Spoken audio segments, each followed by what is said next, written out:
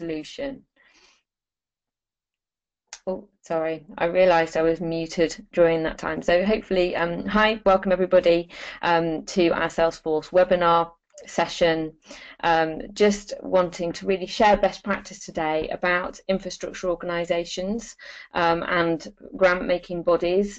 We put those two together because we feel that there is complementary areas in which you do things. Some will be payable and some will be free. So we'll be sharing some of those ideas today.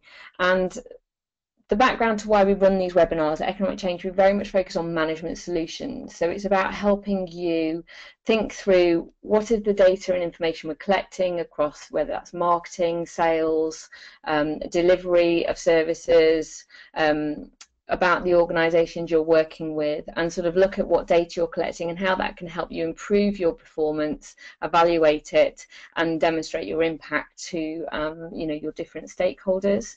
We then look at how you can use your system and customise that to best match how you work on a day-to-day basis, as well as capture the information you need. So we look at Salesforce and how it can do that today alongside third-party applications that integrate with Salesforce to help streamline your processes. So we'll be really much sort of helping you form a picture. So if you're an existing Salesforce user, hopefully today will give you some new ideas. If you're new to Salesforce, hopefully it'll give you some ideas about what the technology can offer to you. So we'll be sort of working through that process today. So we've worked with over 30 different infrastructure organisations and foundations in terms of helping them use Salesforce and third-party apps to achieve their ambitions. So what we'll be sharing with you today is a whole range of ideas about how these organisations have used Salesforce. As I say, please feel free to ask questions throughout the webinar and I'll look to answer them as we go through. So why do these organisations come to us? Well, they're typical reasons on, why a CRM. Most people say that they want a 360-degree view of contacts and organisations, so they want to be able to look at somebody and see how they've worked with somebody previously, what their last interaction was, when that was, and just that full picture really, and that will come to light as we go through this webinar. It's about intuitive client relationships. So if you've got a better idea about what you've done with clients, it's about them being able to use those, that information to have better relationships with them. So that's about whether it's re-engaging them, making sure that you're marketing the right information to them, being able to respond to feedback. It's really about just having that history. In turn, that gives improved team visibility. So, it's not about emails and an inbox. It's about that information being available on a system so other people can see correspondence and who's working with who. So it's about improved team visibility. And as I mentioned, if you're collecting a lot of different data, it's about giving you real-time analytics. So it's about using the system on a day-to-day basis, not data dumping the data in there periodically, because that doesn't mean that it's accurate and people don't trust it. So it is about encouraging users to use the system daily as part of their daily management practices. That means that you can look at the system at any point in time and trust that that data is giving you real information. And the fourth area is about improved security of data. So this is getting increasing pressure around data protection and making sure that data is stored somewhere. But the other way to look at this is it means that data isn't stored on people's laptops or in spreadsheets or in email inboxes, which might have a level of security, but if that person leaves or the laptop's lost, you might lose that data. And so it's just really another place that it's a true, people call, it's a true place of data. It's a place that you can trust that the information is up to date and correct. So if somebody goes on holiday or somebody leaves, the data in the database is the place that you feel, is the point to go to.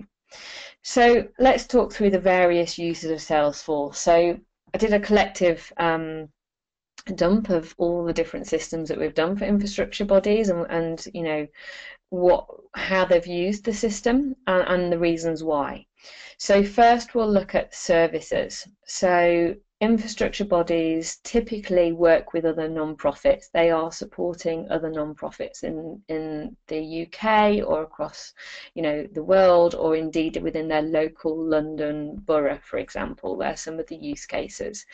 And so we're talking at different scales here massively, but the services tend to be the same. They tend to run training and events for their organisations. They tend to run sort of a membership scheme, whether that's free or paid for membership. They tend to want to offer resources to these organisations and provide, whether that's access to information on a website or articles, etc.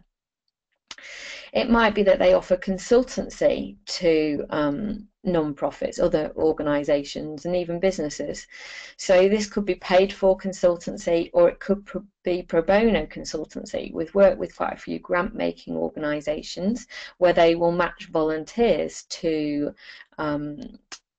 other sort of community non-profit organisations. So consultancy needs to be managed in some way or form, whether that's a paid for consultancy service or pro bono. It could be about grant making, so it could be that you're an organisation that gives out grants to other non-profits, so it might be about grant management solutions. So we'll talk through all these in more detail. It could be that you want to provide a discussion forum for your non-profits to connect with each other, maybe in an open way, or it might be more of a managed way through partnership facilitation. And so it might be that you're responsible for facilitating organisations to come together as part of partnerships, to be a consortium for a new funding opportunity or tender opportunity that's come about. You might want to expose your organisations who are members, for example, within an online directory. So we'll show you how we've done that before. It might be that you want to help, offer advertising services to your organisations, or you might want to rent out your spaces, which might be meeting rooms, or it might be offices that you have tenants in. So the organisations we've engaged with have offered this whole range of services, and they use Salesforce to manage all of these different services in different ways.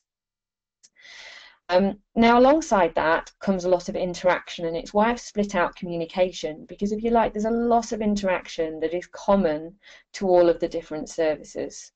So for all of these services, you probably want to capture customer feedback. You might want to log cases around, support, inquiries, requests, what's happening, which you need to, deal with. You might want to track outcomes of these different services. So, they enjoyed the consultancy, but has it helped them improve their business, or help them, achieve a turnover increase, or employ new volunteers? What are the outcomes you're tracking about, the services you're providing? It could be about day-to-day correspondence, emails, meetings, telephone calls that you've had. So it could be around that level of contact management. So who owns a contact?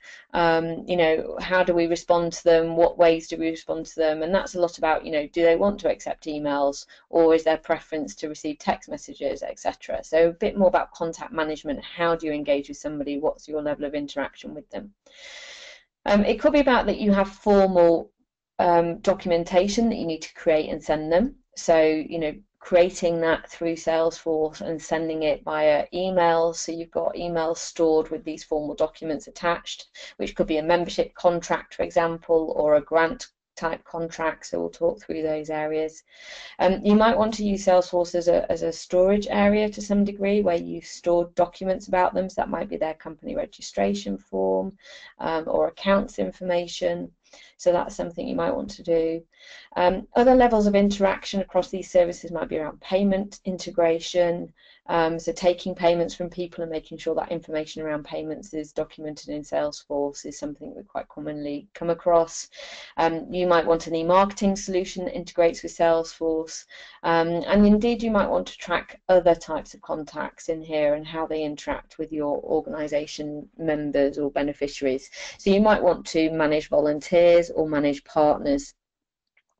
So, all of these communication areas very much overlay with services. And so when you look at the business case and the reasons why infrastructure organizations and indeed grant making organizations are adopting Salesforce and spending money on the implementation and the software licenses, these are the things that they commonly cite. So from a service point of view, they're looking at new ways to generate funding. So they want to generate more commercial income, so they want to use Salesforce to help manage the sales process. So Salesforce came, its first initial product was the Sales Cloud. It is built to help you manage sales and manage your contacts for sales, sort of sales teams, and manage your sales pipeline. So that's one reason why people are doing it, because they realize they need to get much more savvy about how they manage their contacts and their organizations and help to upsell to them, improve their marketing campaigns. So it's about filtering contacts effectively, upselling to them, and the marketing teams need a much more, robust database and management of that process. So there's some of the definite business cases. What you'd want to see out of that is an increase in turnover as a result of obviously doing it. So that's your business outcome, really. If you're managing, you don't actively sell services, but it's about giving services for free, pro bono services, and using volunteers, for example. It's about using and managing that whole process succinctly. So it's about volunteer management, and so it's about improved customer relationships on both of these sides. So whether you're selling something to somebody or whether you're giving it for free, you still want to manage relationships well, and you want to understand the value that these services are giving to your clients and your customers. And so it might be about tracking case studies or assessing feedback, and that's where it goes over to the other side of my business case on the right hand side here. So the business case internally might be about reducing administration, so I'll look up some ways in which it would help you achieve that in a moment. But in terms of value, if you're giving all of these services to people, quite often our customers are interested in using the data in Salesforce to assess the level of engagement of people. So how often are they coming to events? How often are they calling up, or how often are they using resources? So it's about assessing the level of engagement of members, how interested they are, how much they're using your different range of services. Have they engaged in one service, or have they engaged in 3 or 4? And alongside this then comes the assessment around retention rates. So this is more, I would say, retention is more applicable to membership type organizations as opposed to grant making organizations. But are they, if you operating a membership type scheme, are they coming back to you year on year? And that would tally, you would think, with the level of engagement, you would hope. So you might get those that keep paying a membership level rate each year, but maybe not engaged in anything. And that's really interesting. Like, why? Is it more of a status that they're part of your membership, or are they actively using things and hence they put a lot of value on your membership? They are actively engaging in a lot of services. A lot of their team members get a lot out of it, and hence they will continue to pay for your membership because their retention rate for them is very good, but their engagement rate's also very high. So I'm one that comes from an analytics background. I love to understand what makes this work, and if you're a marketing person, you're a salesperson, again, you want to understand this level of information. So all of this you can sort of start to analyze within Salesforce using the data that's available. The other reasons why people are taking it on is due to data protection. It's about making sure, as we've already mentioned, that data is secure somewhere, that you're managing that data properly. So that's something that's increasingly becoming of importance to people due to the new regulations coming in next year. And with that, it's about a centralized place where people have visibility about what's going on at any point in time, and that enables you to improve your customer service. Ultimately, a CRM stands for client relationship management. That's what you're doing. If you have a database or a spreadsheet, arguably that's a data storage place. If you're using them as a client relationship management in their own right, then great. But we sort of encourage and champion that this is all about, a Salesforce system isn't just about a data management system to store data. It's about looking at how you improve client relationships with your organizations, to whether that's around sales or marketing, customer feedback, just sort of basically having a complete picture. So let's go into some use cases now and actually bring some of this stuff to light for you. Now, data capture requirements. The first thing you'll want to start think about is, what data are you capturing about people? Now, we have done some really sort of, we start with some clients on this because they need to think it through and think, well, what are we collecting about people to help us think about our strategy? And we did this with Funding for All. Because they were really interested in understanding, why are people applying for our services? We want to know exactly what information about how people are engaging with our support, and then we want to know, for them it was about their impact. So it was about thinking, well, how do we assess our impact on organisations? What's the methods of doing that? So do we do an annual evaluation form? Do we do an end of service feedback form? And what data are we collecting at each of those points to inform us about the value that we offer, the value they're getting from this service from us, but also what impact it's having on them. And quite often, we do an impact measurement webinar as well and service.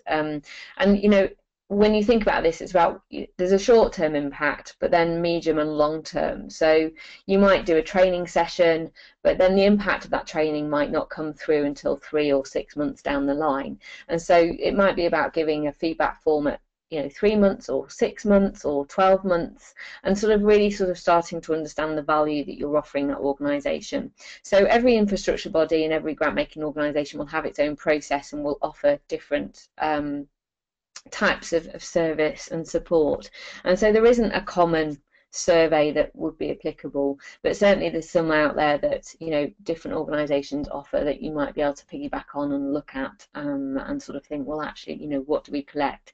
So if you collect all this data, as I've put in the right hand column here, you can then start to understand the level of engagement, level of retention, level of customer satisfaction, and indeed level of value that you're giving people. And so we'll kind of start to look at Salesforce now and how this information can be captured. So the benefit of Salesforce is it gives you dashboards that you can set up. So here I've got an example dashboard around membership, so I can see type of organisation, active members by membership type, membership by region. And I've also got an income dashboard where it shows income, sales pipeline by month, amount secured against target, and different sources of income, so where different sources have come from. Now, these types of dashboards you can completely set up to do, what you want to track, which is why we say to organisations, what is the information you want to track to start with? So if I look at our different dashboards, now, we're going to look at Classic, Salesforce Classic to start with, which is the traditional Salesforce view. So you can see the membership dashboard looks slightly different here. Now, I'm going to look at both because some of the organisations on the call will be still using Salesforce Classic, but there is a transition over to Salesforce Lightning, which is a new look interface. So I want to show both today so it feels familiar for some of you, but also you can see what the new interface looks like. So this is the old Classic interface, which shows a different range of graphs. So we've got a membership dashboard here, but what you want to have is a different range of dashboards, right? So we've got a grant management dashboard. So if you're giving out grants, you would have a specific dashboard for that. So typical things might be grants requested and applications. Here we've got a bar chart showing where applications are coming from, and numbers by region, so a pie chart sort of information. So if I click on one of these, it takes you through to the report behind, and with these reports you can include any fields of information that you feel are relevant, and again you can have a graph within the report. So you can easily customize these graphs and include information within them. You can also set up, we've got an income dashboard, so if you're part of the sales and marketing team, you can set up a dashboard that shows you a whole range of useful reports and information that you might want to look at on a weekly basis or a quarterly basis or an annual basis. Again, all of your KPI and reports should be time framed in that way. You might want to set up an impact dashboard. So if you've got feedback forms that you're sending out to sort of anticipate feedback, you might have an impact dashboard or customer satisfaction dashboard. So we've got a feedback dashboard here. And this can show, we've got this specifically been set up for volunteers in this case, but number of volunteer hours, experience of volunteers, number of feedback forms completed, and some sort of areas here. So this is just our developer org that I'm showing you that we use for demos. And so it's just got a flavour of the types of information you collect. The main thing to take away from here is that what we want to know from you when we start an engagement, or indeed you should have in mind, is what data are you capturing and how do you want to analyse it? So what information do you want to know about your members across sales, marketing, service delivery, impact, feedback, and using these dashboards to really help you get a sense of what is going on day to day. Now, in terms of different types of information here, so we're going to talk and look at engagement and communication. So we're going to look initially at engagement and communication. So we're going to look at applications and assessments around sort of online applications initially. And first of all, so if you're running a membership type organisation or you're running a grant making organisation, typically you'll get online applications. So this is where you want people to put information online, and that then comes straight into your Salesforce CRM system. So we're going to look at some examples of clients who've done this previously. So just nipping through to our webinar. So there's different tools you can use for online membership. Now with Salesforce you get the web to lead form, which is a native application on Salesforce, and it's free, and that allows you to create a basic online application form. Now this one, it doesn't need to be this narrow, but you can see Action Hants have a web to lead form here where people fill in this form, and the information from this form immediately goes into Salesforce. Now this is a free tool. It's been designed specifically to look like their website, but depending on your website this could expand across the whole page. As I say, this is quite a narrow sort of band that you've got here, that you can see it, but people fill this in. Now if you want to, if you regularly have a lot of different forms, you might want to invest in a third-party online form tool. So you could use something like Form Assembly or Click Tools or Fast Forms, which are all different forms that we've used with clients. So I'm just going to show you an example of, so the fundraising regulator, we're doing various forms for them at the moment. So this is a form that is empowered by Form Assembly. Now as you can see, it's fully branded, so it sits within their website, and all this information is filled in where people can make a complaint. They attach files. So attaching files is something that you can do with Form Assembly, for example, or Click Tools, one of these third-party apps, but you wouldn't be able to do with a web to lead form. And when they complete this and press submit, this immediately goes into Salesforce. So this is an example form that you can use. With Locality, they're another one of our support clients that we've worked with for a number of years. Now they've got, this is a membership page. If you click join today, this takes you to a Click Tools form. So this is a form that can be completed. As you can see, it's actually not, as you've got their logo on it, but it's not embedded in their website. You can see that it's a Click Tools form here. You can cover this URL in if you wanted to in different use cases, but you can see when people fill in this form, that immediately takes the data into Salesforce and alerts somebody. So these are different sort of scenarios where you've used form assembly, click tools, and web to lead, and they're different scenarios in which you can create sort of online application forms. But indeed, these online form tools that we've used can be used for any online form. So whether it's an application form, a feedback form, an annual survey, or even an online inquiry form. The important application here is that you've created an online form. Now, this online form could be embedded in your website, or it could be embedded in an email you send. So some of the grant-making organisations we work with don't want to have an online form. What they want to do is to send out an online form that goes out within an email. Obviously, I can't show you any of those today, but what that means is if they trigger an online form, like what they do is embed a URL within an email, and that will have hidden links within it. So it'll have a hidden ID, for example. So if they're sending out an email to Joe Blogs, and Joe will have a unique ID within Salesforce. So that unique ID for Joe Blogs will be embedded within that online form URL. So when Joe fills in that online form to say like he'd like to complete an application form, then that application form information will populate a record in Salesforce, but the information will be attached to Joe in that record. So that's another way of handling an online application form, which isn't online, if you like. It's online and it's only accessible and secure to somebody that you've actually given them access to, but it's not openly available on their website. So when information comes in, what I'm going to do is just go through to our demo here. So I'm going to look at the Seafair charity as part of this demo.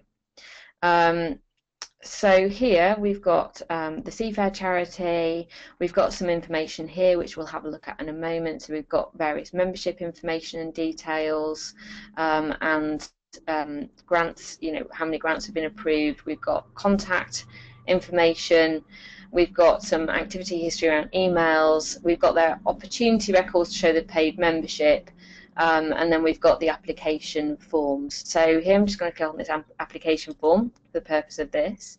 And so we've got the application form information here. So the information from the application form, the online form, has immediately populated all of these fields, including, the fields will match whatever's on your application form, grant requested, budget breakdown, and then what you can do is track assessment information. So you can see here that we've got the assessment process, all the assessment fields here, and this means that the data is somewhere secure for you. And so again, in some use cases, we've had infrastructure bodies that invite volunteers or partners to assess applications. So in those sorts of scenarios, you might want to have a partner license where they get access to the system and they can actually come in here and populate this record to do the assessment, or you might give them an online form where you give them access, access to see the form, but then they fill in an online form that then populates this assessment record as well. So you can see all the assessment information is on here. It then shows what the outcome of the application is, whether they get financial support, whether they also get any in-kind delivery support, and then we sort of work through to showing what support that has been delivered, and you can also see payment profiles here in terms of grant management, so what money will be given to them at what stage. So you've sort of got all of that sort of information available within this area. Now the other point to show here is that you can create formal letters and contracts. So with this information in here, you can do this two ways, one with an application called Conga, or you could use Visualforce. Conga gives a bit more empowerment to organisations to edit things. So with Conga, it's a tool that you can learn internally and manage, whereas with Visualforce, you become a bit more dependent on a developer to sort of manage. So as you can see here, successful application letter, what you can do is click on that, and what it will do is automatically create a Word document, pulling information, the relevant information from this assessment record. So you might want to provide some feedback to the applicant. It might say what amount they've had approved. It might pull through their contact information, and what it will do is create an email and a Word document that you can immediately send to that client. Now, as you can see on the record, what that does is then provide history to show that letter's been sent. So here's successful application letter. It's showing that the history that this letter has been sent, and that there's a file, an attachment to show it. So here you can see it. The company, it's pulled out sort of information here, as you can see, and that information is all stored. So it retains the data. That's what's important here, is it shows the traction of what's been sent to who, and that sort of information is all retained in one place.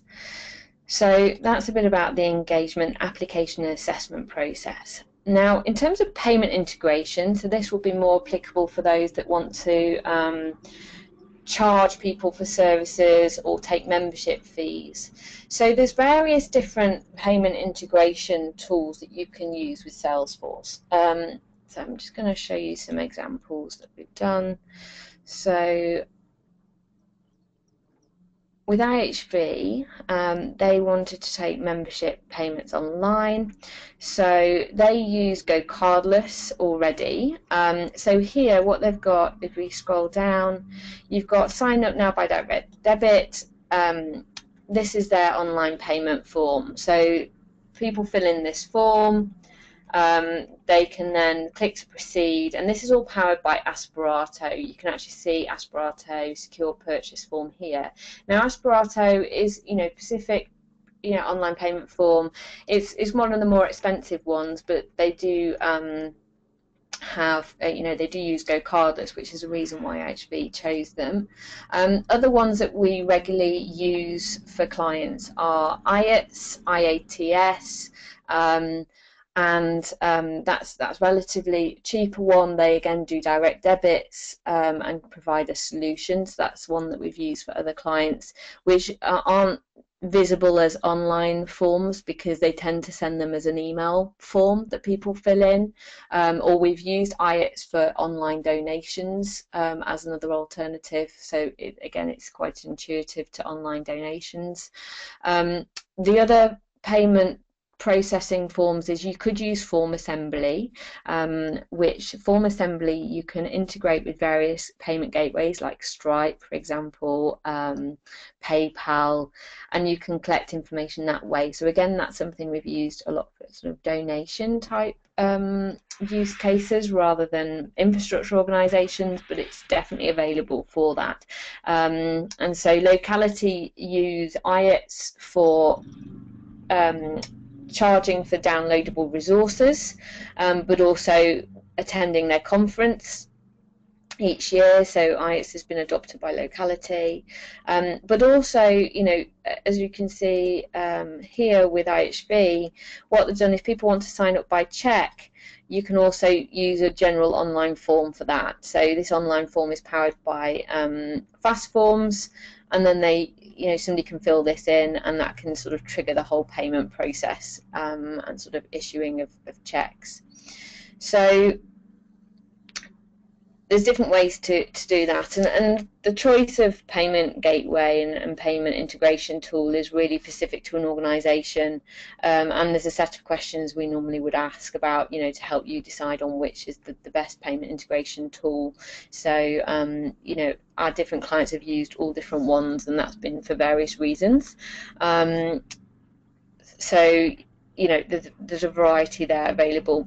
Now, the other payment management areas here is that you might want to manage payment schedules. So if you're a grant-making organisation, you might want to track, when you're paying out money to people, as I showed in the instance a moment ago. So you might want to track that, and then that information will go to finance to tell them when to send out money to various people. You might want to integrate with various financial systems, so different systems you can integrate with. You could those that are native to the Salesforce platform include Financial Force and Sage Live. So they're ones that are built on Salesforce and integrate as a matter of course, but you can integrate with other financial systems like Xero, QuickBooks, Sage, using sort of gateways. So if that's something of importance because it will help reduce admin, then that's something you can look at. And as I've mentioned, we've done sort of online reporting forms, so that's again using the feedback we've talked about. Now in terms of feedback, this again uses all the different form kind of functionality that we've looked at. So you might send out feedback forms at the end of training sessions, or consultancy support, any membership feedback forms. You might send out an annual survey to assess how an organisation is performing. So what's its turnover now, what's its employee level, how many volunteers does it have, what is it achieving, to just sort of capture more information about their status as an organisation. And it also might be an annual needs survey, so you might want to ask them what questions around, what are their needs this year, what type of support do they want and need to help shape your business strategy. So all of that information can be pulled into Salesforce and analysed within the system. And equally, customer satisfaction or complaint survey, that's where cases is really used. So Salesforce has the Service Cloud, and as part of that it has the cases object, and cases is there to manage inquiries and complaints. So IHV very much used cases to basically log any inquiries that were coming through. They were picked up by their frontline staff to say, well, what are the issues? And that was really powerful for them, because they wanted to sort of, one, make sure that inquiries around training or events or management were channeled to the right place, to the right team member to deal with, but also they could see the volume of inquiries around area and what the typical trends were. So they started to get a lot more feel for, if people saying, well, I'm really busy dealing with a load of inquiries, you can really start to understand the nature of those inquiries, which might mean that you need to put more information on the website. It might mean that you can set up auto responses. You can look to see how you can manage the admin around inquiries, just to sort of really understand where they're coming through. So I would definitely look at how you do that. And I think on the IHV website we might be able to just see that inquiry form here. So if you click contact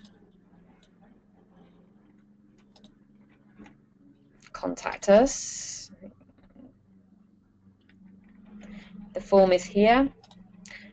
You've got type, very simple, membership training in general. Click submit. That immediately then channels that into the cases object, which I haven't got exposed here at the moment, but the cases object is here. As you can see, it then creates a case inquiry with information in it, and then you can start coming up with automated documents. You can manage these cases and inquiries through that. So that's around engagement and communication. Something probably also to mention actually on here, I think it covered, sorry, it's my phone, is around sort of email marketing. So this comes into marketing and sales, sorry, I've got here. So as I mentioned, Sales Cloud is intuitive to Salesforce. So a lot of our clients want to segment their contacts better, they want to manage their pipeline, they want to do campaign management, and they want to integrate e-marketing tools. So let's have a chat about this for a moment. So if we go and look at contacts, what you want to do is collect information about your contacts, add different fields in here, collecting different information that's going to allow you to understand who they are and what they're interested in. And then what you can do is then start to add, so you can see here, add contact to subscriber list. This is one way to do it. This is a campaign monitor tool. Or you can automatically add people to subscribers list. So you can manually do it or automatically do it. Now you can integrate, we've got 3 different tools integrated into this demo org. So we've got vertical response, MailChimp, campaign monitor. There's also the marketing cloud that Salesforce offer now, and various different e-marketing solutions that can integrate here. Again, your choice of which email marketing tool that you'd use depends on the level of functionality, depends on your budget, depends on your aspirations. So with Marketing Cloud, that offers a whole range and suite of functionality beyond e-marketing. So it includes SMS, text messaging, it includes social media studio. So if you're wanting a full-blown marketing social media sort of package, then you might want to look at the Marketing Cloud. If you're just looking purely at e-marketing and you've got no budget and you want a free integration, you might want to look at MailChimp. If you have some budget and want a bit more of an integrated solution, you might want to look at Campaign Monitor or Mailer. Again, it depends on perhaps what e-marketing tool you use already. And you can use campaigns in Salesforce to help manage, so you run a marketing campaign. So we've got membership renewal. You might run a membership renewal campaign. What you can do is add your contacts to this campaign. So you'd add members, so you'd search for existing members and maybe expired members, add them here, send out your newsletter or sort of email to them, whether that's via the e-marketing tool or via the mass email in Salesforce. Both, again, have pros and cons to them as to whether you'd use them, but they're both there as options. And then you can start to track who responds. So you can track, who's responded to this and who's signed up. So what opportunities you'd want to track your opportunities related to your campaigns to know how, people have been sort of triggered to respond. And then you've got opportunities pipeline in here. So as you can see, all your opportunity information gets tracked. So within opportunities, if I click new, you can see I've got different opportunity record types, whether that's sales, donations, grants, membership, information. So if I click membership and click continue, what it's doing is tracking a whole load of membership information, and that you have different stages here as to where this membership record now would be done. Now, mostly with membership, if it's a free or paid membership, what would happen is if somebody completed, for example, join here with locality, what it might do is automatically create that opportunity record in Salesforce. So it wouldn't necessarily be a manual task, but what it would do is automatically create for Sam his opportunity record. Sorry, I'll just go to the Seabird charity. It comes up here. So his membership is here. It would automatically create this for you. That's the beauty of the online forms, is you can trigger it to not only populate the organisation information but the contact information, and also create an opportunity record. So all of that administration is done, and if you have a payment gateway connected to it, it would also show whether they've paid the information. All of that information would show against this opportunity record.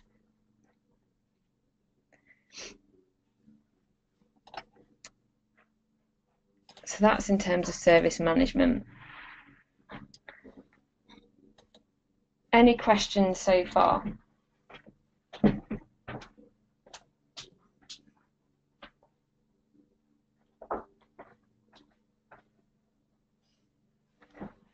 Okay. So no more questions, that's fine. Okay, great. So in terms of delivery, let's look at delivery for a moment. A lot of organisations do trainings and events management, but also people are moving towards online training and virtual training using an LMS system. Now, in terms of training events, again, people deliver that at whole different levels and have different requirements. Some of your options available are, for example, you can integrate with Eventbrite, so people like using Eventbrite still and will integrate. Others will use, perhaps have their websites built on Drupal, for example, and you can use Drupal forms to sort of populate information from the website back into Salesforce as a bit of a synchronized data dump. So you might have an events and training management tool on the website that then sort of is connected to your Salesforce system that way. You might use third-party apps such as Linvio. So that's one another clients use. So Linvio's on the on the App Exchange, and one that you can look at. And there's certainly a whole range of apps. And again, we have a set of questions we ask clients around what they, how many events they run a year, what their price points are, what features they need. And it really is on a case-by-case basis to sort of determine which is the best one that you would want to go for. So there's a whole range of options. So I wouldn't recommend one, because I think it really does depend on what your situation is.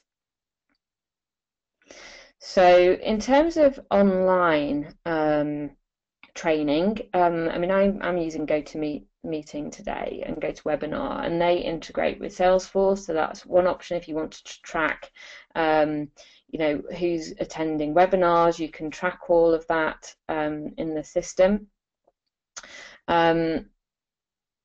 Or indeed, you might move towards a virtual training environment like an LMS, which integrates with Salesforce. Now, I've recently done a whole range of, I've done an analysis of the LMS systems. There's quite a few that integrate with Salesforce, again at different levels. We're about to launch an LMS system selling online training using Litmus, which is, I would say, is the most integrated solution of the ones that I looked at. Again, that might suit your use case. It sort of matched more what we were looking for, because we were integrating it with a community, but there are different options available. So, as an organisation, you might want to look at these different sort of options available to you, and look at the main question to ask yourself is, what information do you need to move back into your system? How connected do you need it to be, or do you need it to be completely all within Salesforce, or do you need it, do you need a solution that's going to just pull data back into Salesforce to show you who's attended what? So there's some of the use cases that are out there. Now, again, you might want to track consultancy, support, who's delivering what to your clients. We've done this with various clients like Leapfrog, International Centre for Social Franchising, the Plunkett Foundation, Cooperative College, and tracking, who's delivering what, how many hours of support they're delivering, what the package of support is, and all of that sort of information can be retained within Salesforce. And also it can be done for expert and tutor management. So, you can give logins to your tutors or your experts and get them to sort of come into the system and be able to log that information. But what's also the other option is that you could give them online forms to fill in. So again, definitely our different clients have done this in different ways. So they've given tutors or their expert consultants an online form where they've said, well, please can you log the number of hours you've done with this organisation every month and send us an invoice. And so they can attach that invoice to that online form, and that information then comes straight into the CRM to then sort of be to manage.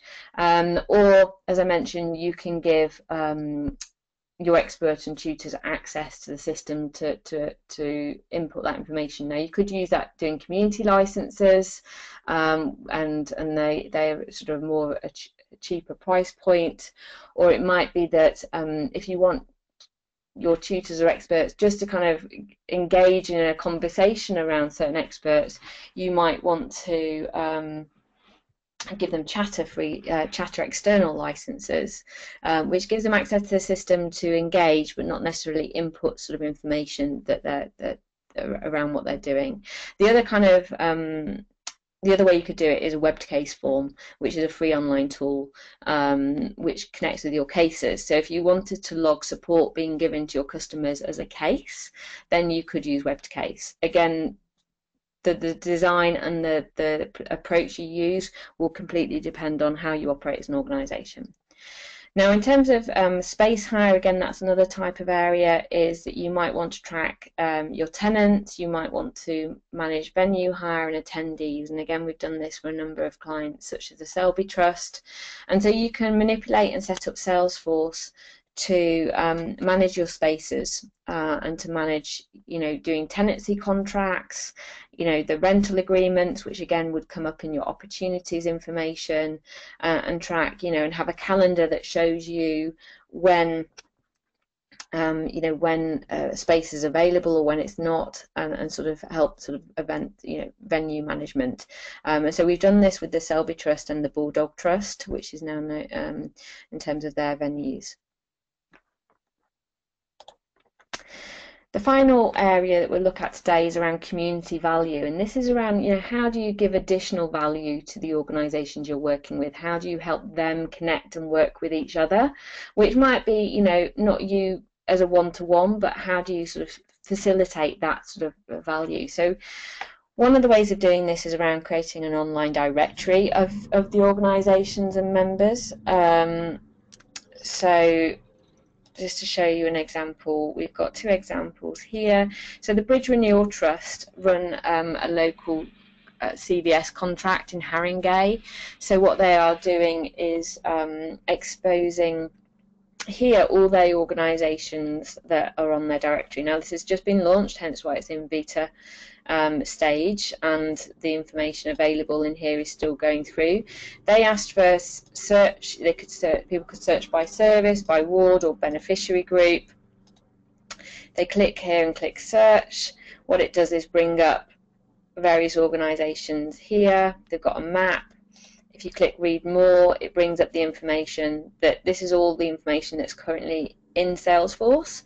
So services, beneficiary groups, wards, social networks, address, email and phone number, and then a map. So that's, branded to their website, but this is actually, you see force.com here, it's all been powered through a force.com site in Salesforce. Similarly, we did this for Talent Match, which is about exposing youth support organisations. So if I click search now, what this does is bring up search parameters around location, industry and type. If I click on Talent Showcase, what it does is, again, you can see, we've designed this to the parameters expected by the client. So they've got Facebook, Twitter designed in this way. Again, this is exposing information from Salesforce as it's wanted. And then if you click Apply Now, what it does here is encourage people to log in or proceed as a guest. So you have two options in how to engage with here. Now, in terms of community facilitation and resources, we're currently working with a number of organisations to use communities and Chatter to help organisations have peer discussions. So you could have an open community where people can join public groups of interest and connect with each other.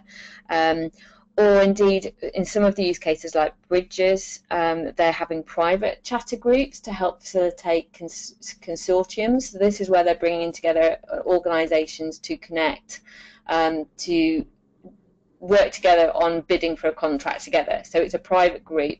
So you can use Chatter external licenses for that, which are free.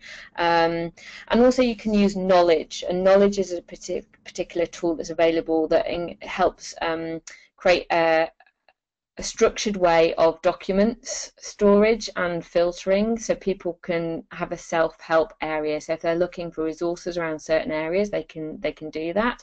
Now, as I say, quite a few of our communities are either private or currently in development, but there is one that we haven't been directly involved in building, but it's one that you could look at. So the Hive is powered by Cooperatives UK, and they have an online community that's using Salesforce communities. So you can see here topics and how to use. This is actually, as I say, a community. So if I look at setting up a co-op,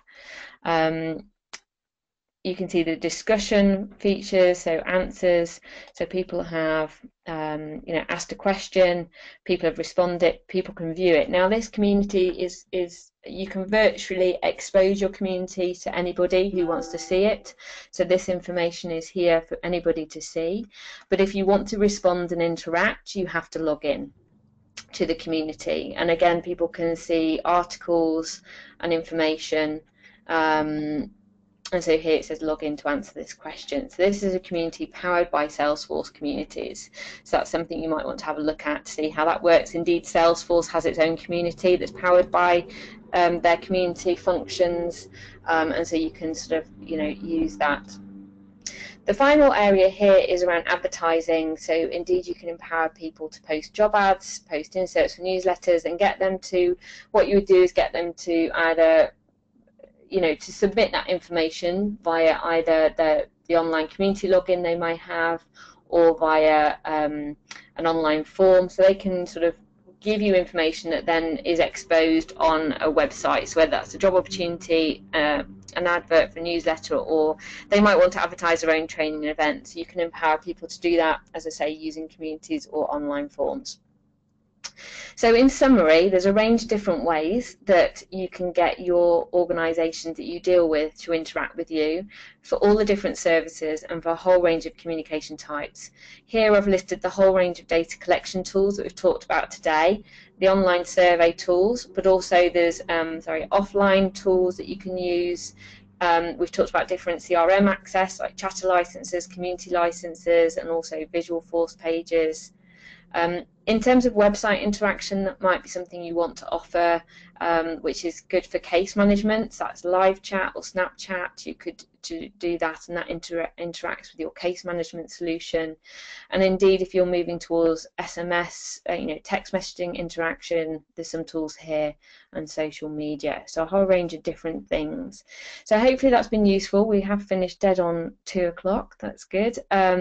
So they're the whole range of ways that we work with people. If you're interested in connecting with us and sort of talking to us about some of those business use cases, and you're needing support with setting up some of these and thinking about them, then we offer support contracts for who are have existing Salesforce instances, and also we offer an implementation support service. We also offer a small charities program where we can offer up to 6 days free support on a program, because we have a trainee program where we train females returning back to work, so they're mums who are wanting to return back to work after having their child, and we're currently training them as Salesforce administrators, and they do pro bono work on projects to get their work experience, and so we don't charge the charity for that time, but we do manage that whole process, and we at my consultants internally will do the business analysis and design and training and hold the relationship with the client, but and support the mums to complete the admin work on that. So if you're under £1 million turnover, you might want to look at our small charities program. So if there's any other questions today, I'm happy to sort of help to answer those now. Otherwise, hopefully that's been useful and insightful about the range of ways that you can manage your clients, your beneficiaries, and your stakeholders using Salesforce. So thanks very much for listening and joining, and please do ask questions. Otherwise, feel free to email me.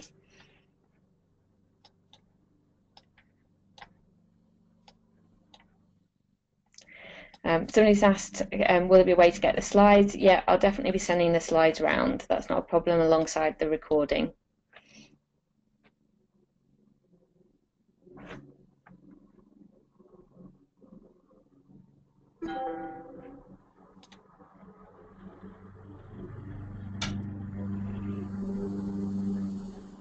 Great.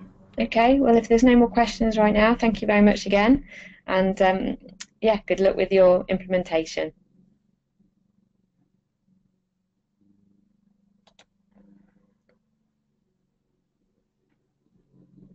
Oh, just another question. Okay. Can I ask if you have any recommendations for gateway apps for Xero? So the one we look at commonly for Xero is Breadwinner, and we've integrated that Breadwinner for clients. Again, that's on the Salesforce App Exchange. Again, I hesitate to recommend, because I think every client has different requirements. But that is one that you could look at, and I think there are a couple of other ones that are available. So again, it just depends on what you need it to do, how many invoices you send, and that would help you to understand, I guess, which is the best solution.